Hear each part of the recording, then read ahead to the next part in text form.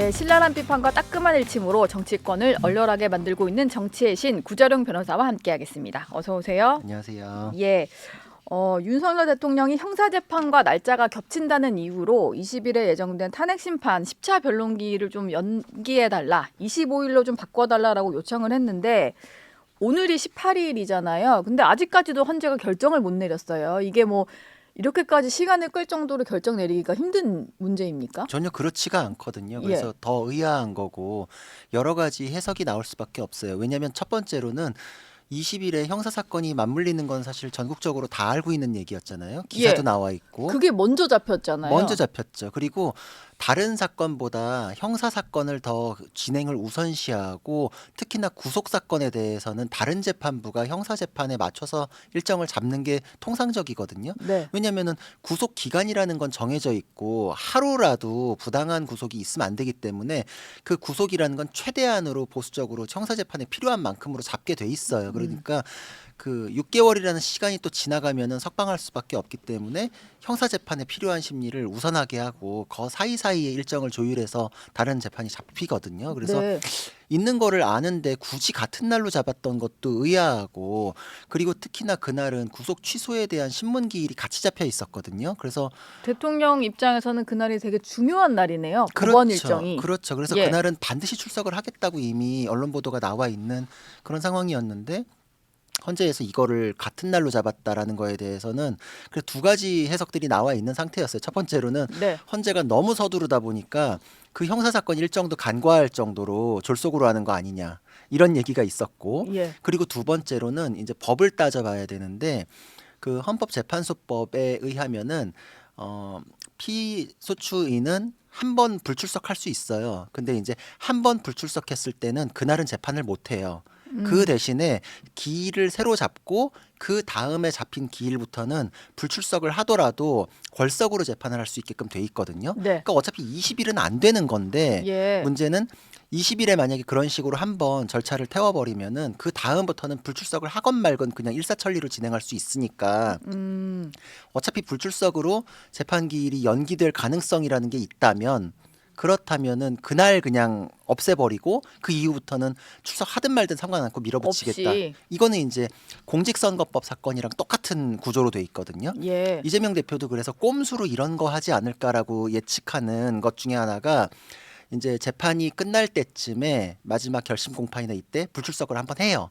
그러면 그때는 재판을 끝내지 못하거든요. 기일이 또 한 번 더 잡혀야 되는. 그렇죠. 예. 한 번 더 잡히는. 그러니까 뭐 네. 한 2주 이렇게 이제 끌 수 있는 방법으로서 이렇게까지도 할 수 있지 않나, 이제 이런 생각들이 있었는데 그게 구조는 똑같거든요. 근데 네. 이거는 자기가 그냥 끌기 위해 가지고 불출석하는 가능성에 대해서 논의했던 건데 이건 형사 사건이랑 같은 날이잖아요. 그러니까 이거는 본인이 원하거나 뭐 꼼수라거나 이런 가능성이 아님에도 불구하고 굳이 같은 날로 잡아가지고 피소추인의 그 재판 참여권을 박탈해 버리는 결과가 될 수 있기 때문에 같은 날로 잡으면 안 되죠. 이거는 예. 그 이후에 만약에 걸석으로 가게 되는 그 조항을 적용하는 데 있어서도 문제가 돼요.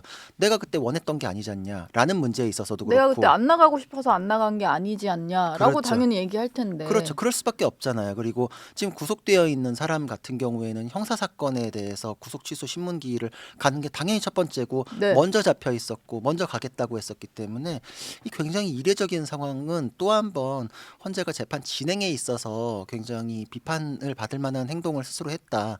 그리고 간과했다면은 결정을 빨리 내리는 게 맞거든요. 이게 도대체 무슨 고려 요소가 있어서 이렇게 끄는지도 이해는 안 돼요. 사실 이게 지난주에 요청을 했어요.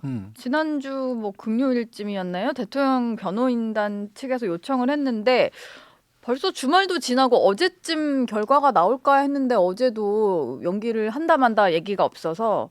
근데 헌재에서 밝힌 거는 뭐 지금 얘기하면서 잠깐 말씀 주셨습니다만 이런 겁니다. 피청구인인 윤 대통령의 출석 의무는 없다. 본인이 없어도 진행할 수 있는 심판이다라는 여지는 좀 남겼는데 이게 보니까 뭐 대통령이 가고 안 가고의 문제를 떠나서 대통령 변호인단이 구성이 되어 있잖아요. 근데 네. 상당수 인사들이 탄핵 심판과 형사 재판을 같이 맡고 있더라고요. 네, 맞습니다. 그럼 변호인단 입장에서도 양쪽을 좀 분리해서 진행을 하고 준비를 하려면 좀 빠듯한 거 아닌가요? 빠듯하죠. 그리고 예. 사실 그런 변호인단도 겹치는데 그럼 변호인단은 그날 헌재로 가야 돼요? 아니면 형사재판으로 가야 돼요? 왜 반반 쪼개져서 가야 되는 거 아니에요? 왜 자꾸 그런 식으로 선택을 하게 만들죠? 예. 그리고 필요한 만큼 선임이 돼 있는 건데 그 중에서 나눠서 할 것 같으면 처음부터도 나눠서 선임계를 냈겠죠. 예. 같이 사건을 하는 게 효율적이라고 필요해서 필요한 만큼이 지금 선임이 되어 있을 텐데 네. 왜 지금 재판을 같은 날로 잡아가지고 분란을 만들고 선택을 하게 만들죠? 그만큼은 양쪽 다 방어권이 절반으로 쪼개지는 셈이잖아요. 그리고 헌재의 얘기도 법하고 맞지 않아요. 피청구인 윤석열 대통령은 출석 의무가 없다 그러는데 지금 누가 의무 따지나요? 권리 따지는 거지. 예. 방어권은 권리잖아요. 네. 내가 거기에서 증인신문 직접 들으면서 현장에서 내가 제일 잘 아는데 변호인 통해서든 직접이든 그거에 대해서 공방을 벌이겠다라는 건 권리잖아요, 권리. 근데 지금 그 이 얘기를 듣는 상당수 이제 일반 시청자들도 느끼실 만한 게 박근혜 전 대통령은 출석을 안 했다 보니까 이게 권리다 의무다 이게 좀 헷갈릴 수 있는 것 같아요. 뭐 그 전에 대통령들은 다 안 나간 것 같은데 대통령의 출석이 좀 이례적인 거다 보니까요. 아니 근데 이건 이렇게 생각하셔야 돼요. 권리가 있잖아요. 네. 그 권리를 행사하고 말고는 내 선택이에요. 그래서 이전에 노무현 대통령이나 박근혜 대통령은 권리가 있는데 행사 안 하겠다고 본인들이 결정한 거예요. 그럼 본인 책임이잖아요. 예. 근데 윤 대통령은 방어권이 있고 내가 그거 행사하겠다고 해서 직접 출석을 하잖아요. 예. 둘 다 출석을 하겠다고 했는데 그거에 대해서 재판부가 일정을 충돌시켜가지고 하나를 행사하지 못하게 하면 그건 권리 침해잖아요. 방어권이라는 거는 모든 재판에서 주어지는 것이고 헌법상의 네. 권리이기 때문에 저는 어떤 결론을 마음속에 내고 있는 거는 뭐 온 국민들 다 이거에 대한 판단은 있을 거라고 생각을 해요. 근데 예. 그 판단이 맞는지 틀린지를 확인하는 과정 그건 굉장히 절차적 정당성으로 필요하잖아요. 그건 헌법에서 그래서 모두가 납득할 수 있는 과정을 사법적으로 거쳐야 되기 때문에 정해진 것이고 이거는 특히나 대통령에 대한 파면을 다루는 것은 대통령 한 명에 대한 어떤 처분이나 불이익으로 귀결되는 문제로 끝나는 게 아니라 그분을 선출한 모든 국민에 대한 것이거든요. 그렇죠. 수천만 명이 투표를 했잖아요. 네. 근데 그거를 지금 이제 현재 8명이 심사를 해서 결정을 한다. 그럼 수천만의 그 선출의 그 결과를 거둬들이는 거잖아요. 절차와 결과는 국민들에 대한 설득 과정이라고 볼 수 있어요. 그래서 예. 근데 어떤 결정이 납득하기가 어렵다고 하는 그 요소들이 많으면 많을수록 국민들께서 내가 내 투표권으로 뽑은 대통령에 대해서 지금 8명이 저렇게 졸속으로 해도 되나 이런 얘기 그 졸속이라는 얘기가 나오면 나올수록 이거는 헌재가 신뢰도도 떨어질 뿐만 아니라 결국은 국민의 갈등으로 귀결될까 봐 저는 그게 제일 두렵거든요. 국민의 갈등이 가장 문제가 되는 것이고 예. 그 갈등을 치유하고 네. 의문을 해소하는 게 그런 재판 과정인데 그거를 스스로가 좀 책임을 방기하고 등한시하는 게 아닌가 이런 생각이 들어요. 예. 과거에 미국에서도 네. 어떤 판결이 있을 때 뭐 무조건 따라야 된다 이렇게 하는 게 문제가 될 수 있다. 뭐 선례가 많거든요. 드레드 스콧 판결 같은 경우에는 흑인이 내가 자유 시민으로서의 시민권을 인정해 달라라고 했는데 아니다. 흑인은 시민권이 없다. 백인 주인의 소유물에 불과하다. 그래서 흑인에 대해서 시민권을 인정하는 건 백인 소유주에 대한 재산권을 침해하는 것이다. 이런 판결이 연방대법원에서 나온 적이 있어요. 네. 이게 판결이에요. 그거를 재판부의 판결이니까 따라야만 한다. 지금 뭐 민주당 주장하듯이 그렇게 하면은 이 세상이 바뀌었을까요? 그거를 옳지 않다고 주장하고 바꾸기 위해서 노력했기 때문에 심지어는 연방대법원의 판결을 바꾸기 위해서 수정 헌법으로 들어가 버려요. 네. 그 내용이 그리고 2022년에는 그 당시 대법원장이 너무너무 수치스러운 사람이라 그래서 동상도 철거해 버리거든요. 그 수백 년에 걸쳐서 그 판결에 대한 비판을 하고 근데 그게 판결이 어떤 사회 문제를 해결하고 국민들에게 납득을 시켜야 되는데 그때 그 판결은 누가 보기에도 이상하잖아요. 네. 그래서 심지어 남북 전쟁이 그 판결 때문에 벌어졌다는 평가도 있을 정도예요. 갈등이 너무 촉발됐기 때문에. 그러니까 어떤 사안에 대한 판결은 사건만 해결하는 게 아니라 어떤 질서를 형성한다. 국민들의 생활 방식을 정하고 생각을 이제 뭐 정하게끔 하는 요소가 되고 갈등을 치유하는 것이 지금 현재 우리한테 가장 필요한 문제잖아요.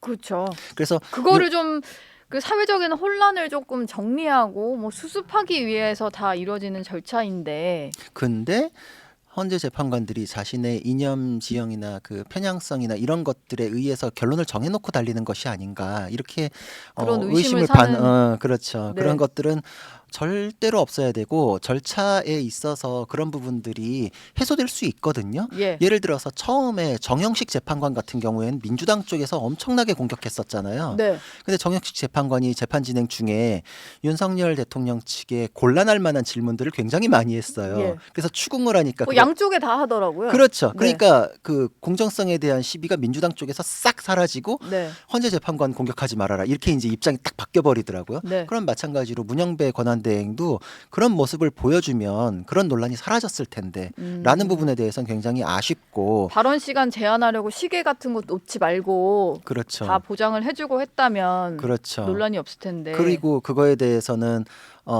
본인에 대해서 변호인단에서 이의를 제기했을 때 예. 다른 방식으로 얘기하고 했어도 그렇게 재판 절차가 뭐 이렇게 지연되거나 이럴 일도 아니었는데 갑자기 자기는 뭐 편향되지 않았다라면서 막 종이를 들고 대본대로 한다 막 이러니까 또 새로운 논란이 또 불거졌었잖아요. 네. 아니, 대본이라는 말이 재판 진행에서 가능한 말일까? 이제 여러 가지로 문영배 대본대로 하는 것도 문제 아닌가요? 대본이- 대본을 쓰는 사람이 있고 맞춰서 진행한다는 거잖아요. 짜여진 그래- 각본대로. 그래서 재판 진행에서는 대본이라는 단어가 등장할 수가 없거든요. 예. 근데 그 등장할 수 없는 단어를 등장시키면서 종이를 흔들었다는 것 자체가 너무나 좀 황당했죠. 저거는 스스로 권위를 실추시키고 신뢰성을 떨어뜨리는 말인데 문영배 권한대행께서는 스스로 정영식 재판관처럼 진행하면 그 논란에서 스스로 벗어날 수 있었을 텐데 네. 왜 저럴까? 예. 재판에서 대본이 있다는 거는 마치 뭐 축구 경기에서 미리 정하고 들어가는 거예요. 네. 노은지 팀은 페널티킥 2개 주자. 예. 구자령 팀은 레드카드 2개 주자. 네. 이게 있을 수 없는 얘기죠. 현장의 상황에 따라서 정하는 건데 소송 그렇죠. 시위는 항상 무슨 일이 벌어질지 모르는 거거든요. 네. 대본이라는 거는 나올 수 없는 단어를 나오게 함으로써 굉장히 의심을 더 사게 만들었다. 그리고 그 의심이라는 거는 우리나라 헌법학계의 최고 권위자인 허영 교수님이 칼럼에서 인터뷰에서 여러 차례 말씀하셨는데 헌재의 진행에 대해서는 본인은 위법 사유가 10개도 넘는다고 생각한다. 네. 이렇게 진행할 경우에는 신뢰를 얻지 못해서 헌재가 가루가 돼서 없어질 수도 있다. 이제 이런 얘기를 하거든요. 예. 이런 것들은 헌법학계의 최고 권위자께서 보시기에도 문제가 있다고 하는 건데 또 진행에 있어서 스스로 없앨 수도 있는 부분이었거든요.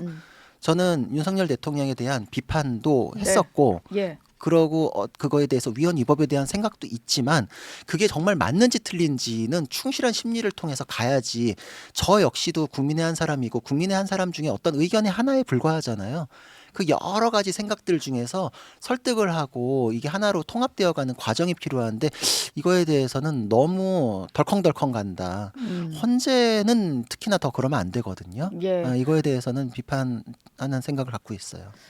헌재도 뭐 본인들을 향한 비판을 잘 알 테니 일단 잡혀 있는 9차, 10차 변론기일 때는 어떤 식의 진행이 나올지 그리고 날짜를 바꿔달라는 요청을 받아들일지는 한번 봐야 될 것 같습니다. 일단 날짜가 연기가 안 된다면 20일에 10차 변론기일이 열려서 이때 증인들 3명이 출석을 하는데요.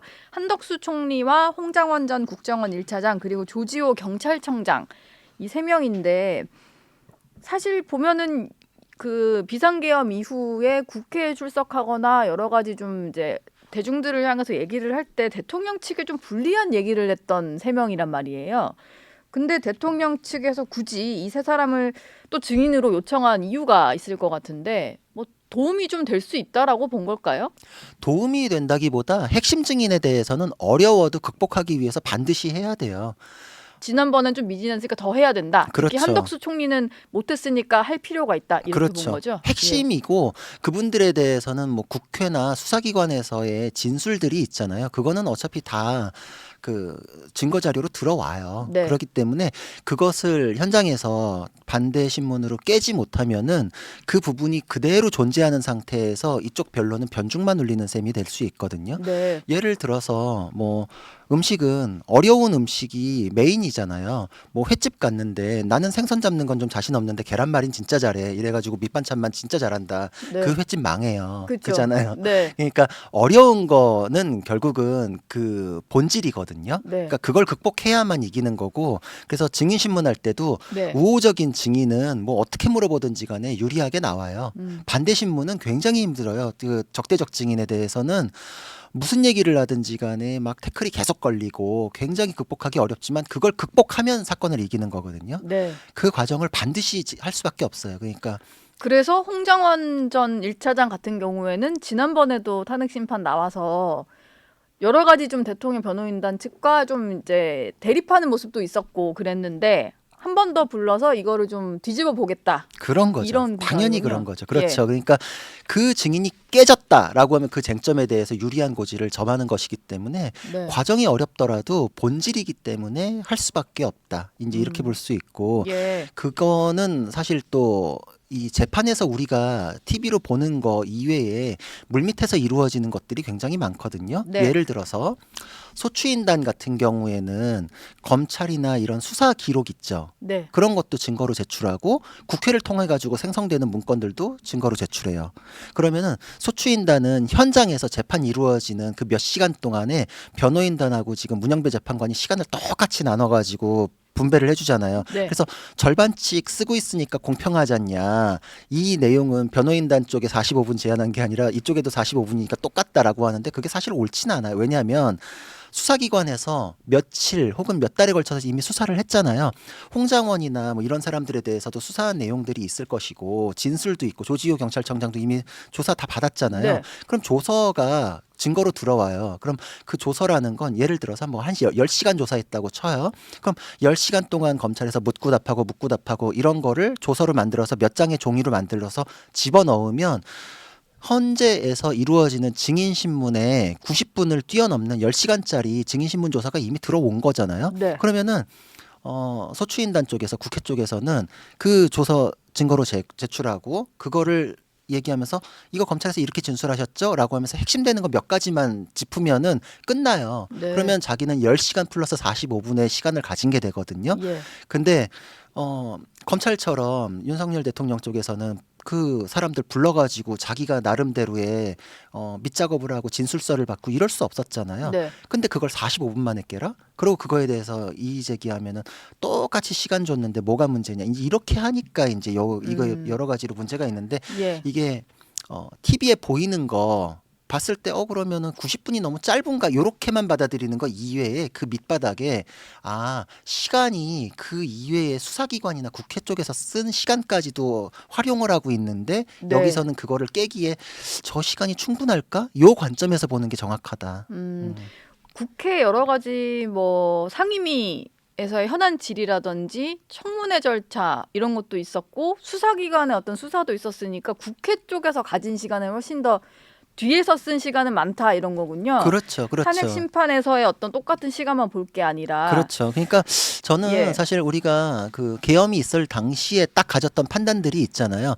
저는 그 판단에 대해서 저도 사실 지금 그 판단이 뭐 바뀌었다 이런 건 아니지만 네. 그 항상 심증이라는 거는 어떤 증거가 들어오고 나가고에 대해서 심증의 그 게이지는 높아지고 낮아지고 이래요. 근데 그럴 수 있는 기회를 못 갖게 하고서 그냥 믿어라라고 하면은 그건 옳지 않기 때문에 네. 기회를 보장해 주는 거는 누구에 대해서도 다 필요한 거라서 그러니까 저는 어떤 결론이 나 있기 때문에 기회도 필요 없다. 이건 폭력이거든요. 예. 그리고 그 기회를 충실히 갖고 있는 그 부분에 대해서 헌재에 대해서 의심을 갖고 있다라고 해가지고 앞에 계엄이나 뭐 이런 거에 대해서 완전 다 결백하다 이렇게 논리가 두 개는 다르거든요. 근데 이제 두 개를 그렇죠. 완전히 연결시키는 건 이제 정치권에서 하는 말인데 네. 그거는 법적으로는 좀 구분해 볼 필요가 있겠고 음. 이거는 두 개 다 헌법에 의해서 진행되는 거잖아요. 네. 헌법에 위반됐기 때문에 문제다라고 주장해서 계엄에 대해서 평가하는 실체적인 그런 평가가 있다면 네. 헌법에 의해서 그거에 대해서 따져 묻는 절차는 또 보장되어야 된다. 그것도 헌법 정신이잖아요.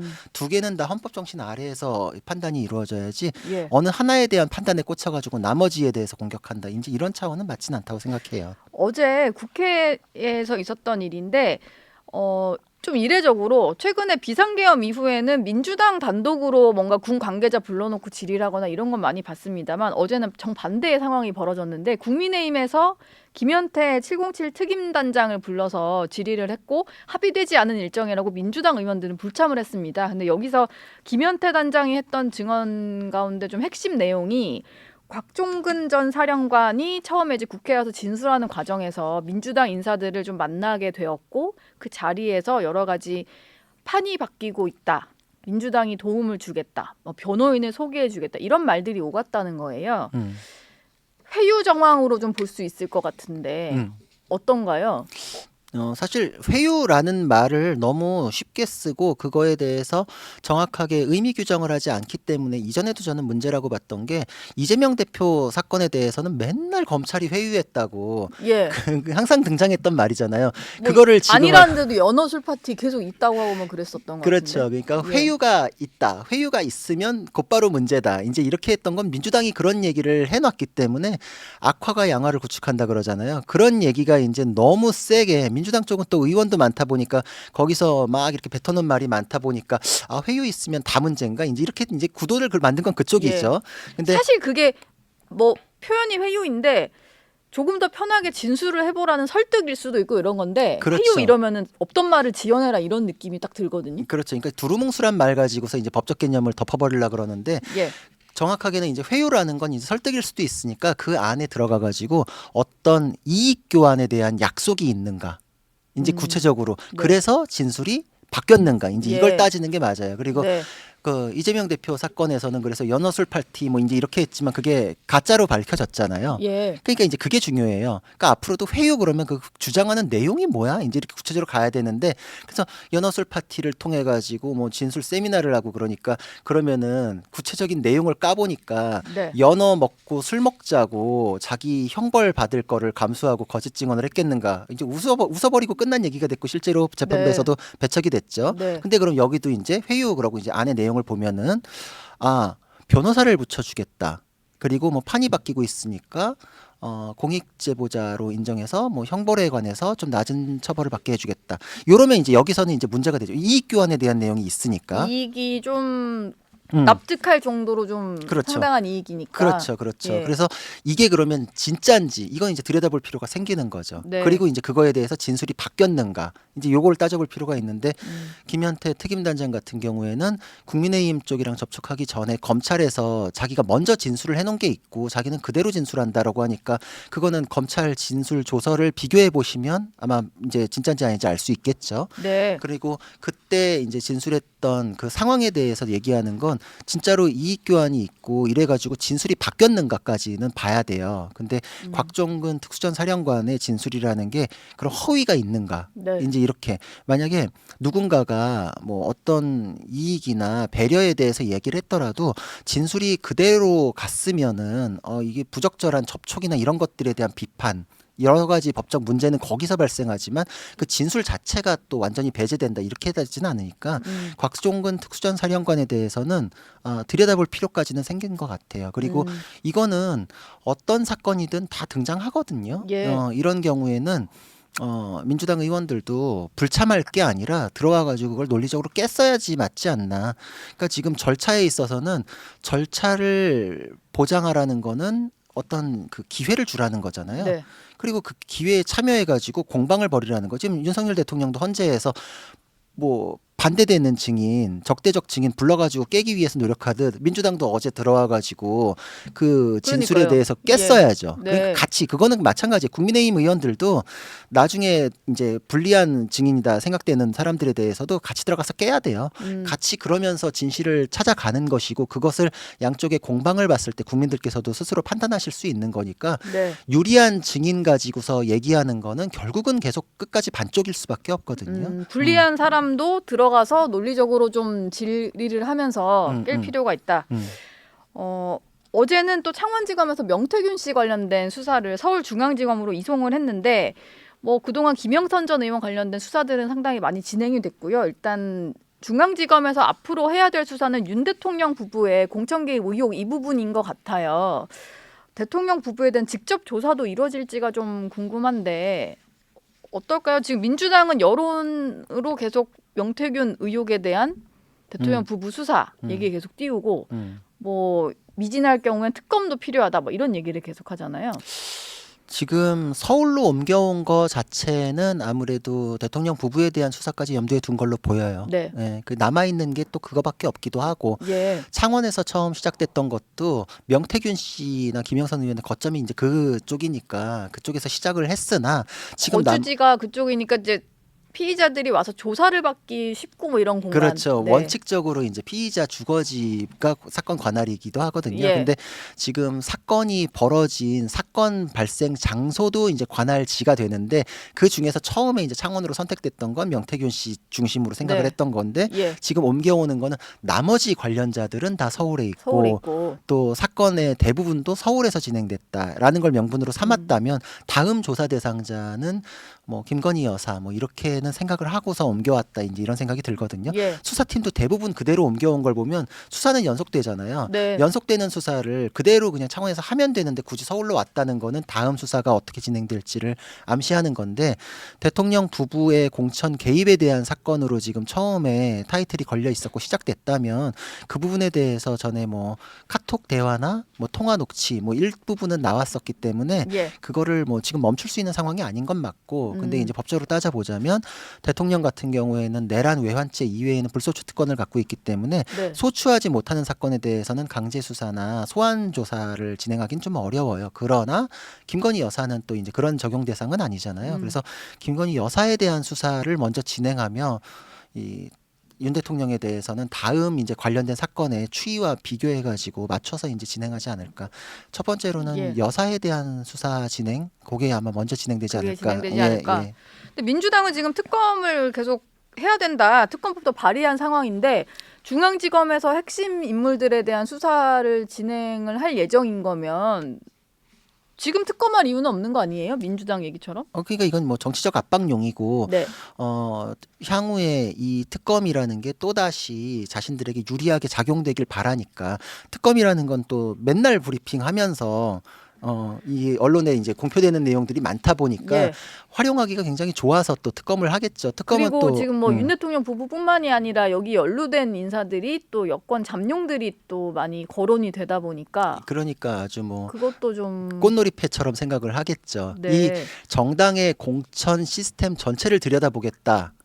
라는 거는 거의 뭐 정당 전체를 멱살을 쥐고 초토화시키겠다 이제 이렇게 되는 거고 굉장한 압박이 되잖아요. 정치 예. 활동에 있어서는 네. 굉장한 족쇄가 될 수밖에 없는데 사법심사가 정당 안으로 들어오는 게 그렇게 쉬운 문제가 아님에도 불구하고 그거를 특검을 통해서 우회해가지고 민주당이 원하는 대로 이제 쑤시기 시작하면은 뭐 속절없이 당할 수도 있어요. 그러니까 이제 이거는 정당 자체의 근간에 대한 위협이 될 수도 있으니까 굉장히 간단한 문제가 아니거든요. 근데 네. 이거는 현재 수사 상황이나 특검의 본질과 맞지 않는 카드로 쓰기 때문에 저런 얘기가 굉장히 쉽게 나온다고 생각을 해요. 왜냐하면 수사가 뭐 황금폰에 대한 포렌식 분석까지도 지금 종료된 상태고 나머지는 지금 뭐 여사나 이런 분들에 대한 수사는 이제 좀 마무리 단계잖아요. 남아 있는 게 그렇게 많지 않음에도 불구하고 특검을 주장한다. 네. 특검이라는 거는 권력자에 대한 수사가 제대로 진행이 되지 않으니까 그 수사 기관에 대한 불신으로 인해서 뭐 특검에 대한 논의를 예외적으로 하게 되는 그 시스템인데 일단 수사를 지금 잘 했고 남아있는 수사가 많지 않고 네. 그리고 권력자라서 수사를 제대로 진행하지 못할까? 라고 하기에는 지금 이미 대통령은 구속돼 있고 우리 사법 시스템이 누구의 눈치를 봐서 지금 되고 말고의 예. 상황이 아니잖아요. 누구를 수사 못할 그런 상황은 아닌 것 그런 같아요. 상황이 네. 아니잖아요. 그러니까 이거는 진짜 이 와중에 국민의힘이라는 정당까지도 분쇄를 해보자 뭐 이런 건가? 이거는 정말 예외적으로 써야 되는 특검을 너무나 정쟁용으로 남용한다 이런 생각이 들었던 거죠. 예. 특검도 이번에 발의하는 게 24번째인가 이제 제 기억이 그렇거든요. 그렇게 많이 했군요. 예, 그렇게 네. 많이 했죠. 게다가 예. 또 이게 뭐 재의결로 돌아올 것까지 계산해가지고 그 시점도 지금 뭐 조율을 하고 있다. 헌재 결정 나오는 시점으로 맞춰가지고 뭐 이탈표를 노리네 마네 뭐 이런 보도도 막 나오더라고요. 네. 이게 진짜 실체 진실을 원하는 건가? 이거를 예. 가지고서 압박 카드로 삼고 의원들을 멱살을 잡고 국민의 힘을 어떻게든 족쇄를 채우려고 하는 건가. 그 특검이 또다시 이런 식으로 되면 수사기관에 대한 불신 때문에 들어오는 게 예외적인 특검이잖아요. 네. 특검에 대한 불신이 더 많지 않을까요? 불신이 많은 수사기관을 만들겠다? 그리고 이거는 민주당이 그렇게 원하는 공정성을 위해서 수사와 기소를 분리해야 된다 이래가지고 검찰 다 찢어발기고 막 이랬잖아요. 네. 근데 특검이라는 건 하나로 합쳐져 있잖아요. 그러고서 그걸 민주당이 원하는 대로 법을 만들고 자기들이 이제 원하는 대로 이제 임명도 하려고 그러겠죠. 신뢰를 위한 제도여야 하는데 극히 예외적인 제도를 이런 식으로 막 휘둘러가면서 하는 거는 그 불신을 자초하고 이 특검은 도입이 되면 그 자체가 불공정성의 상징이 될 수 있다는 생각을 합니다. 예. 알겠습니다. 이재명 대표가 계속해서 여러 가지 좀 말들을 하고 있는데 뭐 일각에서는 민주당 내에서는 너무 우클릭한 거 아니냐라는 비판도 있고 여권에서 보기에는 저것도 말 바꿀 거다 뭐 이런 식으로 좀 비판을 받고 있는 그런 상황이에요. 근데 결과적으로 반도체법과 관련해서 주 52시간 예외 조항을 좀 넣을 것처럼 얘기를 했다가 막판에는 좀 빼버렸고요. 우클릭 논란에 대해서 당내 일각에서 지적이 나오는 이런 거에 대해서는 변하지 않으면 바보다 이런 얘기를 했단 말이에요. 사실 요새 이재명 대표 보면 변하겠다는 건지 안 변하겠다는 건지 너무 헷갈리기도 하고 특히 좀 뭔가 할 것처럼 했다가 민주당의 어떤 다수의 의견에 좀 굴복하듯이 말을 슬그머니 좀 빼고 이런 모습도 보면서 뭘 믿어야 될지 잘 모르겠다 이런 생각이 좀 들어요. 안 믿으면 될 것 같아요. 안 믿으면 됩니까? 그러면은 안 무슨 속아요. 말을 하더라도 왜냐면은 지금 믿음이 가는 말이 없잖아요. 그분은 말 바꾸기 한 게 한두 번이 아니라 가지고 그 말을 믿으면서 진지하게 고민하는 시간이 아까워요. 왜냐면 그냥 뭐 며칠 지나면 또 뒤집어 버리잖아요. 그러니까 표가 되는 쪽으로 그냥 막 말을 하시는구나. 요렇게 하면은 거의 맞아요. 표되는 쪽으로. 표되는 쪽. 표되는 쪽으로. 방향은 일관되네요. 그렇죠. 표되는 표되는 쪽으로. 근데 그게 뭐 통찰력 있는 분들은 그 옛날부터도 그랬었어요. 이재명은 포퓰리스트다. 예. 근데 그 그냥 관점으로 보시면 돼요. 표되는 쪽으로. 그래서 우클릭이라고 하기보다는 그냥 네. 그쪽 표 어떻게 얻을까? 이제 이렇게 해가지고 질렀는데 이러니까 내부에 전통 지지층인 민노총이나 이런 쪽에서 반발이 있어서 플러스 마이너스 하면은 그냥 비슷한가?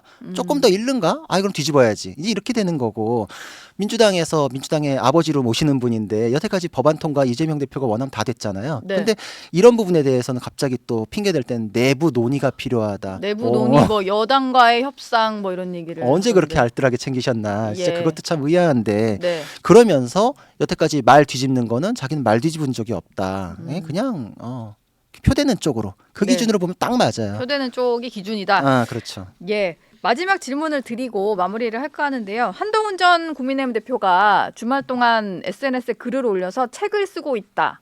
머지않아 찾아뵙겠다라고 얘기를 했는데 또 기자들이 취재를 하다 보니까 책 출간일이 취재가 됐어요. 26일에 첫 번째 책이 나온다라고 하는데 26일이라고 하면 이재명 대표의 그 공직선거법 위반 사건 항소심 결심 공판이 있는 날이고요.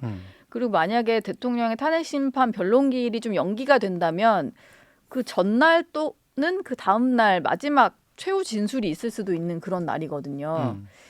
이 시점에 대해서 뭐 환영하는 분들도 있을 수 있고 너무 좀 이르다, 너무 성급하다라는 지적도 있는 것 같은데 구 변호사 보시기엔 어떤가요?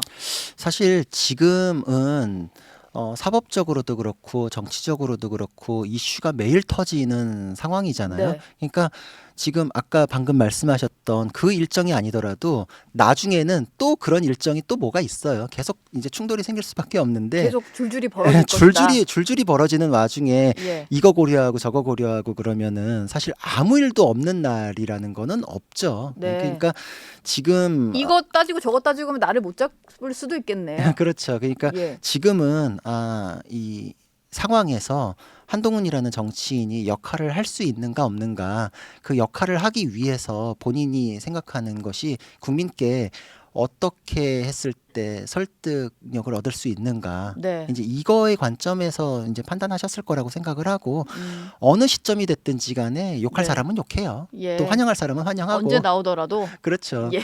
언제 나오더라도 그렇기 네. 때문에 뭐 정치인의 숙명이죠. 근데 그 정치인은 비난이라는 것도 스스로 사그라들고 다 환영할 때 등장한다? 그런 생각을 하면 정치를 할 수 없다고 생각을 해요. 네. 비난이 있으면 맞부딪히고 그거에 대해서 욕하면 이게 합당한 욕이면 욕 먹어야죠. 그리고 그거에 대해서 자기가 해명할 것이나 설득할 게 있으면 네. 또 그것을 위해서 노력하는 거. 그게 정치 활동이라고 생각을 하고 전국적으로 인지도를 갖고 있는 그 정도 체급의 정치인이라면은 지금 상황에서 그 뭐 집에만 있을 수 없잖아요. 네. 그거는 이 지지하시는 분들뿐만 아니라 모두를 위해서도 그래요. 저는 역사에서 배우고 그 교훈을 깊이 새겨야만 발전이 있다고 생각을 하거든요. 네. 우리는 박근혜 대통령 때도 아픔이 있잖아요. 그때 있었던 일은 보수 내에서 분열이 있었기 때문에 그것이 너무나 쉽게 정권을 헌납하는 계기가 되었다. 예. 이거를 모두가 다 마음에 새겨야 되고 거기에서 반드시 내가 무엇이 되어야 한다. 내가 무엇을 목표로 뛰겠다. 이거는 안 된다고 생각을 해요. 그러면 이제 국민들의 마음을 얻을 수 없을 것이고 예. 지금 상황에서는 무엇이 되든지 간에 정치인으로서 책임을 다하겠다라는 네. 마음으로 예. 정말 갖은 낮은 곳에서 뭐 진흙탕 안에서 굴르더라도 내가 역할을 하겠다라는 마음이면 국민들께서 어떤 역할을 주시겠죠. 그것이 어떤 역할이든지 뭐 달게 받고 열심히 하는 모습이 당에 도움이 되고 보수에 도움이 되고 정권 재창출에도 도움이 되고 여러 가지로 국민들께서 그러면 진정성을 인정해 주시겠죠. 그것이 무슨 역할인지에 대해서 생각하고 뛰지 않았으면 해요. 예, 알겠습니다. 좋은 조언인데 한동훈 전 대표도 이거 좀 보셨으면 좋겠네요. 구자룡 변호사와는 여기서 인사 나누겠습니다. 고맙습니다. 고맙습니다.